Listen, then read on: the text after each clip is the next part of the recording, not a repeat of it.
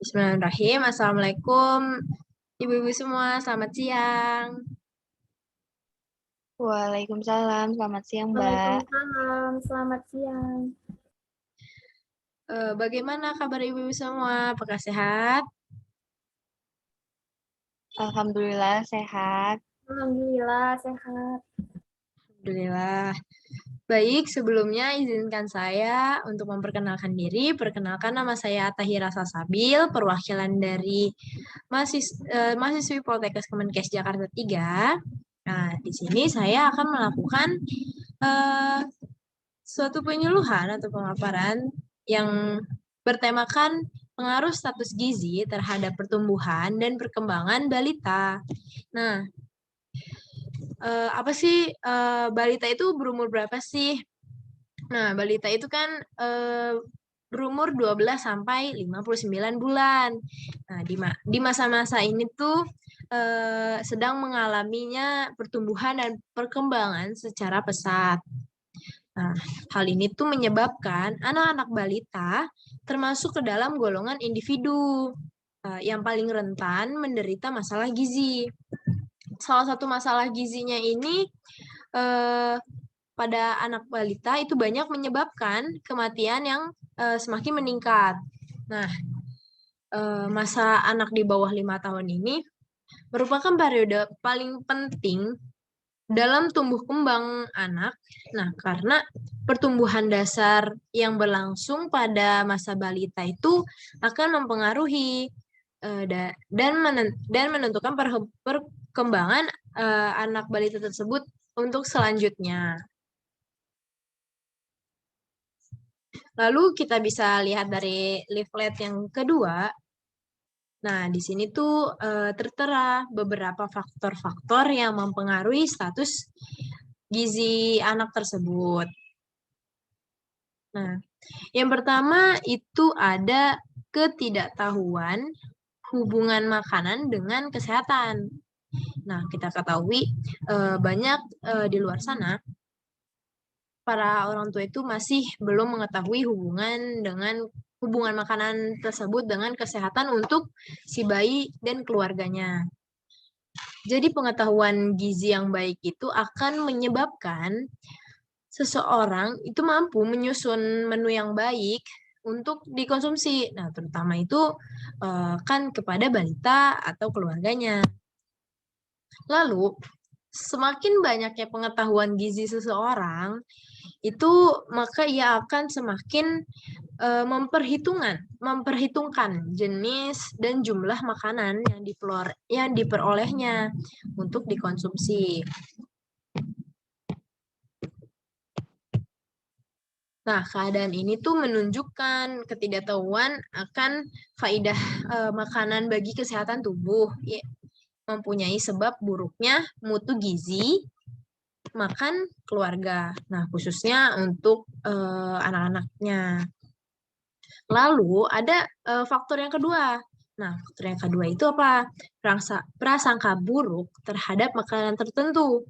Masih banyak loh di luar sana para orang tua itu masih mendengarkan mitos-mitos yang beredar gitu kan. Jadi banyak bahan makanan sebenarnya yang sesungguhnya itu mengandung nilai gizi yang tinggi, tetapi itu tidak digunakan atau hanya digunakan secara terbatas. Nah, akibat adanya prasangka buruk yang diterima oleh si orang tua tersebut terhadap makanan-makanan itu. Lalu ada faktor yang ketiga. Nah, faktor ini tuh sangat rentan, yaitu faktor infeksi. Infeksi sendiri itu sering terjadi pada anak-anak. Nah, biasanya banyak yang terjadi itu seperti penyakit saluran pernafasan, diare dan kulit itu sering sekali ya terjadi.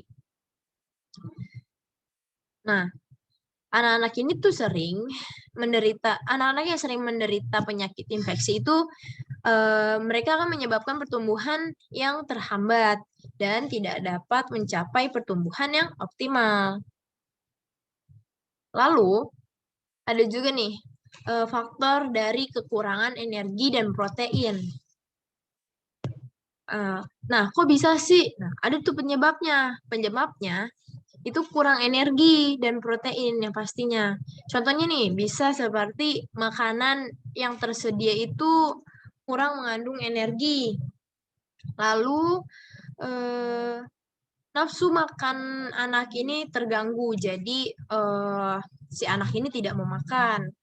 Sehingga lalu ada juga gangguan dalam saluran pencernaan yang berakibatkan penyerapan sari makanan dalam ususnya itu terganggu. Lalu ada juga kebutuhan yang meningkat. Nah, ada lagi nih faktor dari ekonomi. Faktor ekonomi ternyata juga sangat berpengaruh loh kepada status gizi anak. Nah, kenapa? Karena meningkatnya pendapatan itu akan meningkatkan peluang untuk membeli pangan dengan kuantitas dan kualitas yang lebih baik.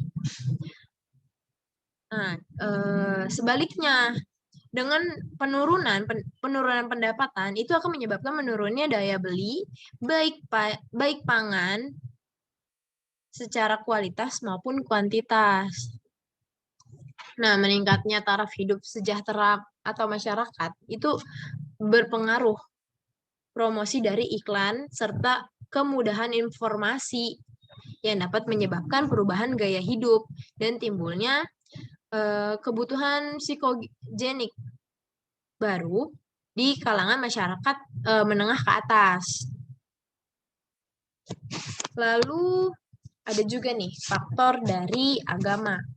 Nah, perlu diperhatikan juga loh untuk ibu-ibu sekalian untuk asupan makanan yang diberikan kepada balitanya. Karena pada dasarnya itu makanan yang sudah diharamkan itu akan menjadi suatu masalah jika masih diberikan pada balita dan mencegah akan timbulnya efek alergi pada tubuh.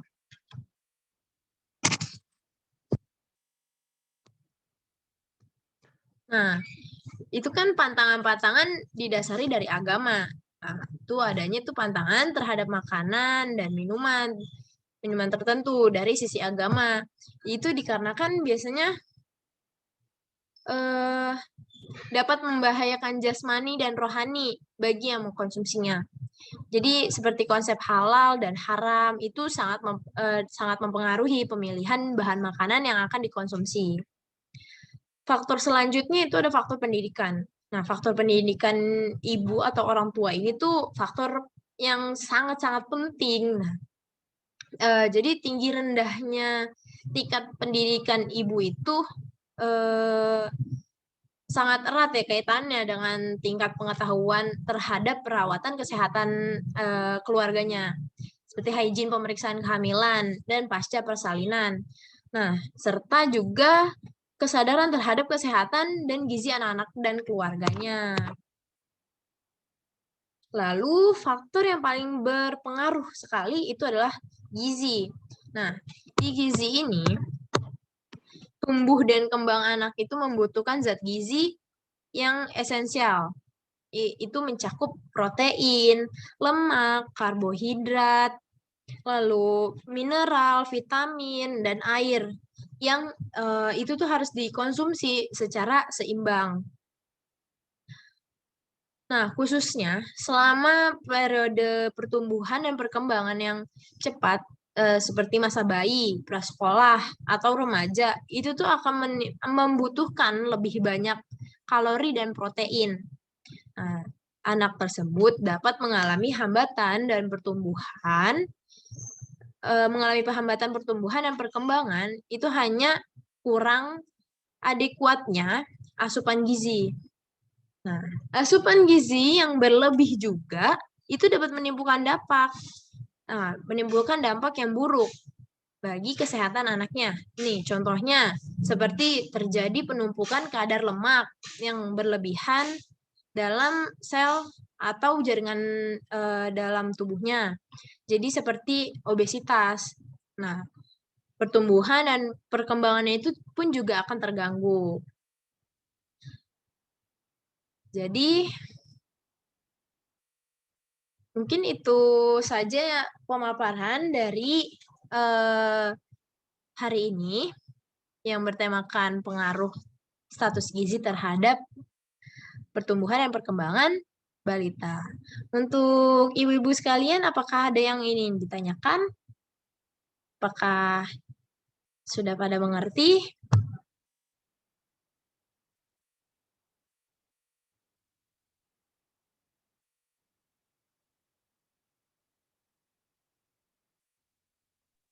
Cukup dimengerti, Ibu. Cukup dimengerti, Bu. Baik. Terima kasih, Bu. Sangat bermanfaat.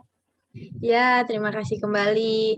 Mungkin atau ibu-ibu yang lain masih ada yang ingin ditanyakan, boleh dijapri kepada saya.